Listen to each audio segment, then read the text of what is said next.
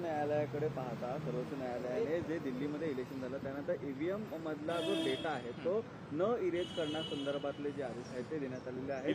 बघताय कारण दिल्लीच्या इलेक्शननंतर आणि महाराष्ट्राच्या इलेक्शननंतर ईव्हीएम वरती मोठ्या प्रमाणात आक्षेप आहे तो घेण्यात आलेला आहे.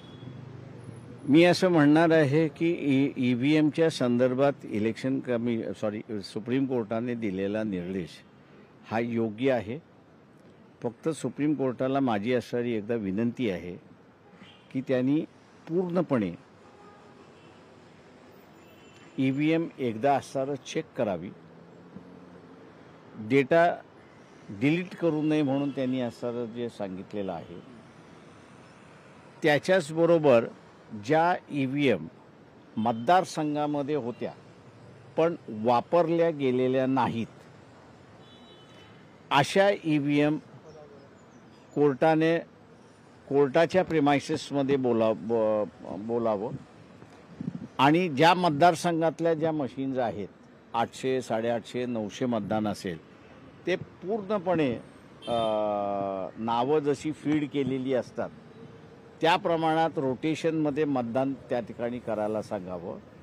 आणि ते मतदान योग्य येते का, म्हणजे आता समजा 850 मतदान आहे असं धरून चालू आणि 7 उमेदवार आहेत ते 7 उमेदवार आहेत म्हणजे 7 माणसं त्यांनी उभी केली पाहिजेत आणि त्या प्रत्येक 7 माणसाला 130 मतदान हे करायला सांगितलं म्हणजे राऊंडमध्ये 1 आफ्टर ते करून घेऊन त्या उमेदवाराला 130 मतदान मिळतं का हे सुप्रीम कोर्टाने तपासून घ्यावं.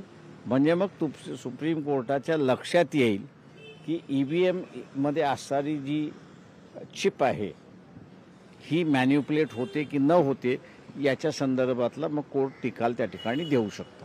वादग्रस्त आमदार वर्मा अभिषेक वर्मा यांनी काल शिंदे गटात दिल्लीत प्रवेश केला. त्यावरून संजय राऊतांनी असा आरोप केला आहे की कालचं साहित्य संमेलन हे केवळ दलालीचं सुरू आहे. No comments. सत्कार Sharad Pawar no comments. Sir, एकंदर मागे गणेशोत्सवावर कुठेतरी विसर्जन ची वाट पाहतात आणि गणपती सारकोपचा असेल किंवा कांदिलीचा असेल, कसं पाहताय सुप्रीम कोर्टाच्या आदेशानंतर कुठेतरी पालिकेने त्यांना निर्बंध घातलेले आहेत आणि समुद्रामध्ये विसर्जन करू देत नाहीयेत, त्यामुळे कुठेतरी नाराजी व्यक्त होते. कसं पाहताय एकंदर या धार्मिक? मी असं म्हणणार आहे की लोकसंख्या जशी वाढते तशी गणपतीची संख्या सुद्धा वाढते. त्या ह्याच्यामध्ये इथे कुठेतरी नियंत्रण येणं हे गरजेचं आहे. त्या ह्याच्यामध्ये आता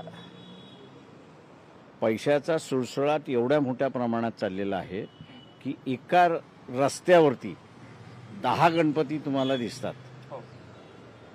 तेव्हा हा श्रद्धेचा भाग नाही तर हा खेळाचा भाग झाला असं मी त्या ठिकाणी मानतोय. त्याच्यामुळे महानगरपालिका असेल किंवा राज्य शासन असेल त्यांनी जेवढे जुने गणपती उत्सव मंडळं जी आहेत जुनी आहेत सगळी त्यांना बोलवून एक योग्य ते पॉलिसी या ठिकाणी केली पाहिजे असं मी त्या ठिकाणी मानणार आहे. नाही तर असणारं राजकारणासाठी मंडळ काढायचं बसवायचं तिथे जे काही चालतं ते चालतं त्याच्यामध्ये, परंतु उपासनापेक्षा हेटाळणी अधिक त्या ठिकाणी निर्माण होते अशी परिस्थिती आहे. तर त्याला कुठेतरी नियंत्रण केलं पाहिजे या मताचा मी आहे. परभणी आणि पुढच्या घटनेला 4 महिन्यांना अधिकचा काळ झालेला आहे. पुढच्या घटनेतला आरोपी अद्याप मिळावे तर परभणी अद्यापही जशी पाहिजे तशी एकंदरीत भूमिका समोर आलेली नाही. दसची असणारी डुप्लिकेट भूमिका बाहेर आलेली आहे. म्हणजे नॉन मराठ्यावरती अन्याय झालं तर असणारं सेटल करा, देशमुख मराठ्यावरती अन्याय झाला तर त्याला असणारा न्याय द्या. ही जी दसची जी भूमिका आहे ही माझ्या अंदाजानं कुठेतरी